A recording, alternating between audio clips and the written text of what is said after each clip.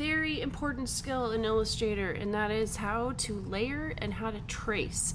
You're going to have many times when you're going to have an original drawing of yours or maybe an image from somewhere else, and you can go ahead and trace on top of it. But there's a lot of thinking that has to go into this because you can't just start tracing without organizing your layers. So what I've done is I have created a layer for you called Sketch, and that's this image right here, including the drawing, the colored version. And we need to first lower the opacity, meaning that I need to make this lighter. So I'm going to go over to Properties, and I'm going to lower the number to 50%. Just this one. I don't mind this one. I just want to focus on the sketch. And then I'm going to go into my layers, and I am going to lock it. That is the last thing you want to do with the sketch layer in this step.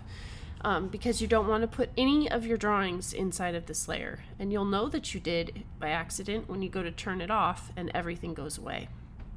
So we're going to organize our layers according to what is on the list. The numbers might not be the same, but the order of it is going to be the same.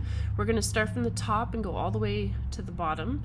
I'm going to add a layer, and I'm going to call this one Main Head.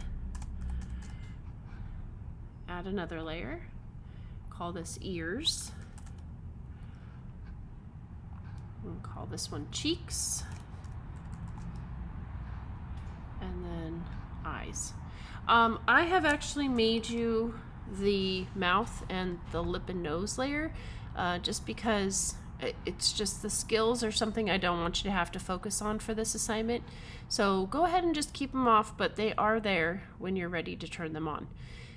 Because we're going to start with one layer at a time, I'm going to lock everything but the main head layer, and I'm going to go ahead and highlight that layer. And I'm going to zoom in here, and I'm going to just start with the basic pen tool. So I'm going to act as if the ears aren't actually there. I'm just going to come in here. The least amount of anchor points you add, the nicer your design's going to be. And then curve your lines. If you add too many anchor points, it gets choppy. It gets broken up. So try really hard not to add too many. Some people go around the image very slowly, one anchor point at a time. You don't need to do that. That's what your curvature tool is for. Okay, that looks pretty smooth. I can go back and edit this and change this at some point. I don't have to fix it perfectly right now. Okay, we're gonna lock it. I don't want anything to happen to this. And I also want to point out that I was drawing with my fill turned off. That's really important. If your fill's turned on, you're gonna cover yourself up and you're not gonna know where to go. All right, let's move on to the ears. I'm going to focus on this ear because this ear is missing a little tip. So I'm going to go ahead with my pen tool, and I'm going to make a triangle. That's the shape that I see initially when drawing the ear. And I did this on purpose because I need this to be a completed shape, but I just need to get rid of the base of my shape. I need just the bottom part of the triangle to go away. If I want to delete a line like this, I'm going to need to add an anchor point in the center. So I'm going to add an anchor point. And then I'm going to take my direct selection tool, and I'm going to click on it, and I'm going to delete. It deleted only to the points. So I had defined and ending points to where the line was going to delete. So it didn't go any farther than this. Now, if I'm going to go ahead with a pen tool and I'm going to draw this triangle, the problem is I'm going to start to delete some of those anchor points. I have to deselect my ear. So I'm going to go ahead with my selection tool, click here, grab my pen tool, and then I'm just going to go ahead and trace on top. Curve. So it lays just right on top of the line that you made.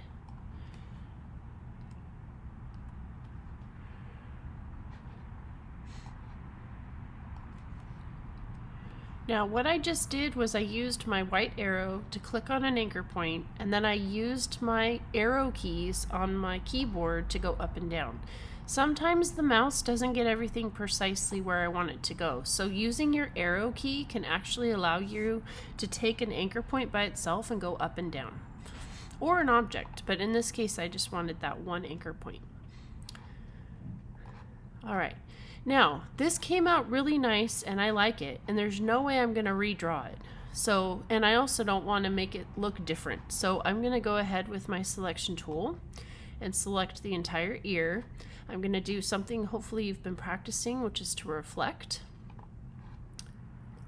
I'm doing it vertically, and I'm going to make a copy.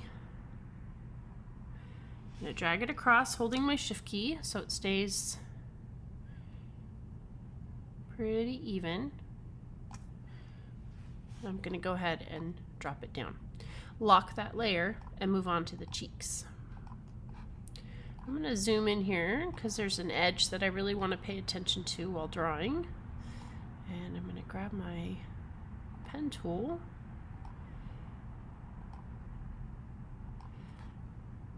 and curve the lines. I need this to be a completed shape so that I can go back and color it. So I'm going to get it exactly where I need it to go.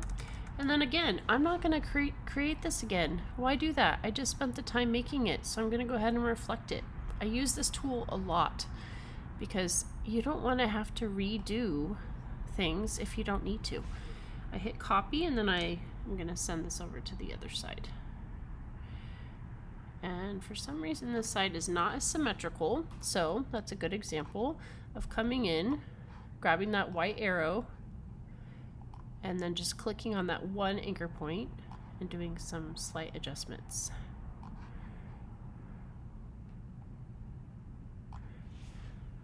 Okay. And then we're gonna lock it, and we need to work on the eyes. You'll get better at this as you go because it really honestly takes more and more practice. So the more you do it, the better it gets. I unlocked my eye layer, and in this case, I'm going to go ahead with my circle, and I'm just going to use my black arrow to kind of bring it in a little bit. If I need to bring in my white arrow tool, I will, but I think I can accomplish this without using the white one. Okay, I'm not done with this eye yet before I reflect it, so I'm going to grab my ellipse tool and I'm going to do one more. I'm holding Option and Shift as I drag out always. Drag it down. I used my arrow keys to do that. And this is ready. So I'm going to go ahead and select it and reflect. Copy, grab it, and drag it over. Okay. Now, I have already made your mouth and your nose, so you are officially done with the drawing part of this. Let's go ahead and turn those on. Okay, now we're going to need to unlock the things that we've drawn because we need to color this. So I'm going to go to my main head, click on the outside line, use my eyedropper, I on the keyboard, okay?